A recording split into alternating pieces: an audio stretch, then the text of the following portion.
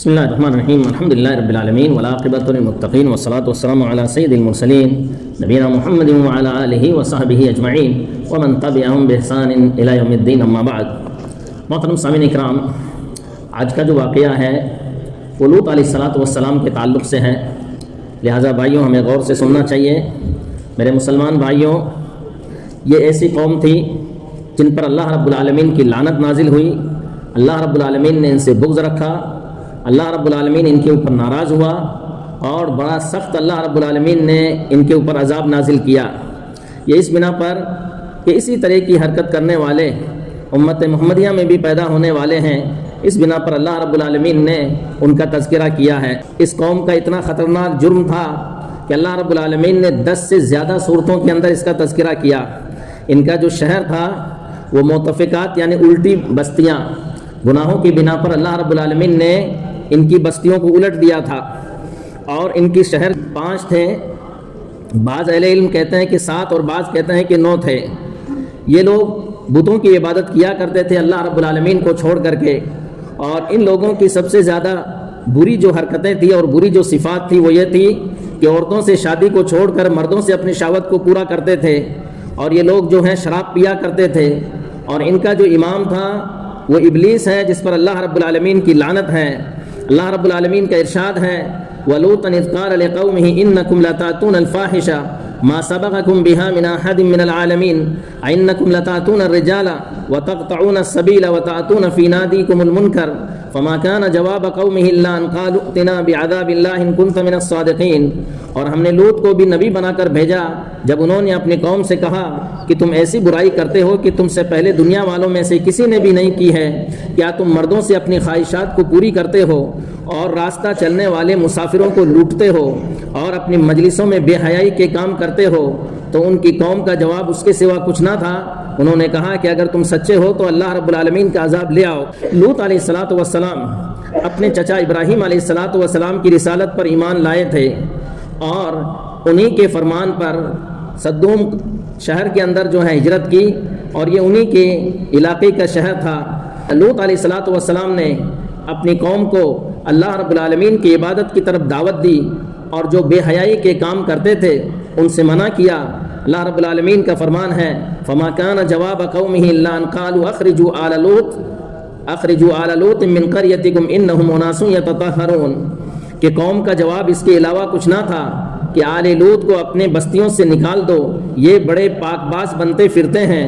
میرے مسلمان بھائیوں، یہ طنز دینداروں کے لیے ہر زمانے کے لوگ استعمال کرتے ہیں، چاہے وہ دیندار لوگ نبی ہو، علماء ہو، مبلغین ہو یا مصلحین ہو، کیونکہ یہ لوگوں کی اصلاح کرتے ہیں، لیکن بددین لوگ ان کے لیے جو ہے بڑے ہی تنزن کہتے ہیں کہ یہ بڑے پاک باز لوگ ہیں۔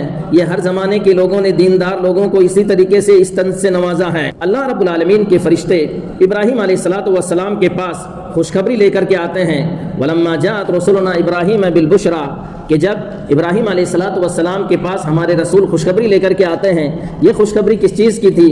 اسحاق علیہ السلام کی پیدائش کی تھی، اور اسحاق علیہ السلام کے بعد یعقوب علیہ السلام کے بارے میں تھی۔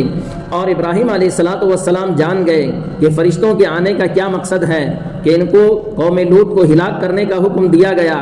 تو ابراہیم علیہ السلام ان فرشتوں سے جھگڑنے لگے اور کہنے لگے کہ اس کے اندر تو لوط بھی ہے۔ قال ان فیہا لوطا قالوا نحن اعلم بمن فیہا لننجینہ اہلہ الا امرأتہ کانت من الغابرین، کہ بے شک اس قوم کے اندر تو لوط بھی ہیں ہمارے بھتیجے۔ اور فرشتوں نے جواب دیا کہ ہم ان لوگوں کو جانتے ہیں جن کو ہم نجات دینے والے ہیں، لیکن ان کی جو عورت ہے وہ ہلاک ہونے والوں میں سے ہوں گی۔ میرے بھائیوں، یہ بھائی چارگی کا تقاضا ہے، یہ دینی رشتے کا تقاضا ہے کہ ایک مومن جب کسی پریشانی کے اندر پھنستا ہے تو دوسرا مومن اس کی تکلیف محسوس کرتا ہے، ایک مومن جب غمگین ہوتا ہے تو دوسرا مومن بھی اپنے اندر غم کو محسوس کرتا ہے، اور ایک مومن کی خوشی کے اندر دوسرا مومن بھی خوشی میں شامل ہوتا ہے۔ وَلَمَّا أَن جَاءَتْ رُسُلُنَا لُوطًا سِيَّ بِهِمْ وَضَاقَ بِهِمْ ذَرْعًا، اور جب ہمارے رسول لوط کے پاس آئے تو ان کی آمد پر انہیں دکھ ہوا اور دل میں گھٹن پیدا ہو گئی۔ وہ جانتے تھے کہ ہماری قوم کی کیا حالت ہے، اور اس بنا پر بھی وہ ڈرے۔ خوبصورت لڑکوں کی شکل میں فرشتے آئے تھے، اور لوط علیہ السلام نے ان کو دیکھ کر کے اپنے دروازے بند کر لیے ان کو اندر لینے کے بعد، لیکن ان کی جو عورت تھی اس نے جا کر کے قوم والوں کو خبر کر دی، جس کی بنا پر قوم والے دوڑتے ہوئے آئے۔ اللہ رب العالمین کا فرمان ہے وَجَاءُوا قَوْمُهُ يُهْرَعُونَ إِلَيْهِ وَمِن قَبْلُ كَانُوا يَعْمَلُونَ السَّيِّئَاتِ قَالَ يَا قَوْمِ هَؤُلَاءِ بَنَاتِي هُنَّ أَطْهَرُ لَكُمْ فَاتَّقُوا اللَّهَ وَلَا تُخْزُونِي فِي ضَيْفِي أَلَيْسَ مِنكُمْ رَجُلٌ رَشِيدٌ۔ اور ان کی قوم کے لوگ ان کے پاس دوڑتے ہوئے آئے، وہ پہلے ہی سے برائیاں کرتے آ رہے تھے۔ لوط نے کہا اے میری قوم کے لوگوں، یہ میری بیٹیاں ہیں، یہ تمہارے لیے زیادہ پاکیزہ ہیں، تم ان سے شادی کر لو، پس تم اللہ سے ڈرو، میرے مہمانوں کو چھیڑ کر مجھے رسوا نہ کرو، کیا تم میں کوئی سمجھدار آدمی نہیں ہے؟ قالوا لقد علمت ما لنا في بناتك من حق وانك لتعلم ما نريد۔ انہوں نے کہا تم جانتے ہو ہمیں تمہاری بیٹیوں کی کوئی خواہش نہیں ہے، ہم جو چاہتے ہیں اس کا تمہیں خوب پتہ ہے۔ اللہ اکبر، کتنی بڑی بے حیا قوم تھی اور کتنی شرمناک ان کی حرکتیں تھیں۔ قال لو ان لي بكم قوة واوي الى ركن شديد۔ لوط نے کہا کاش میرے پاس تمہیں سدھارنے کے لیے طاقت ہوتی یا تم سے نمٹنے کے لیے کوئی مضبوط سہارا مل جاتا۔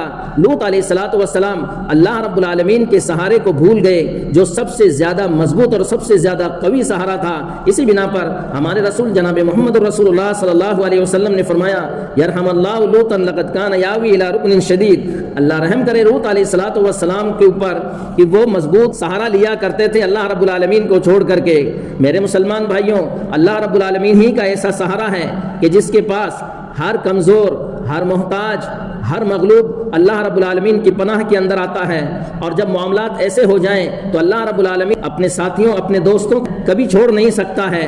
اب ان رسولوں نے اپنی حقیقت کا اظہار کرتے ہوئے کہا قالوا یا لوط انا رسل ربک لن يصلوا الیک فاسر باہلک بقطع من اللیل ولا يلتفت منکم احد الا امرأتک انہ مصیبها ما اصابہم۔